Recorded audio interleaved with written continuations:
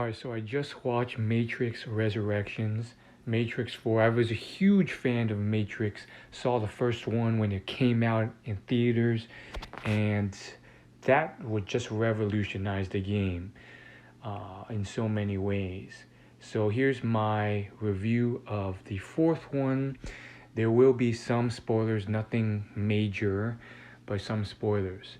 Now, first and foremost, I want to start it off on a positive note because I saw a lot of YouTube comments while watching Matrix scenes from the original trilogy and the first one, and a lot of people were complaining about how bad the fourth one was.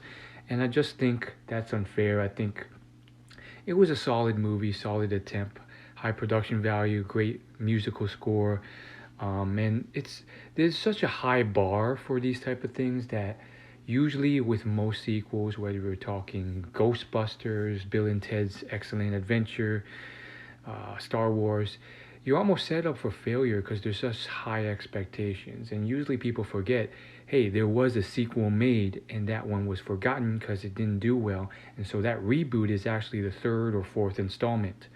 Now, on to what I had a gripe about. I think there's a lot of things that could have been better. I think it's generally a solid attempt, but ultimately it was basically a movie about saving Trinity.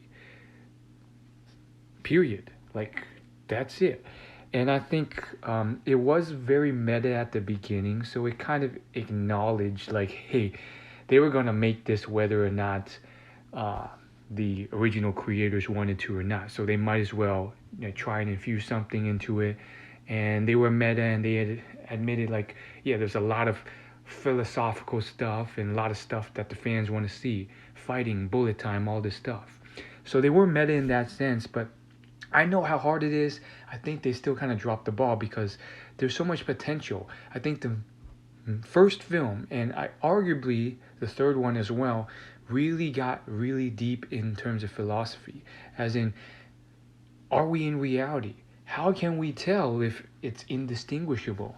And rather than even leaning a bit into that, whoever wrote this story was just like,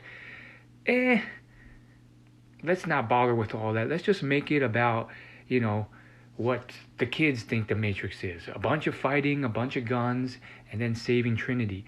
And then making it very complicated how to save her because you have to, extract her from the egg, while ignoring some of the big important plot issues that the first three established. Okay, and you're going to extract the two people that's just going to start this machine war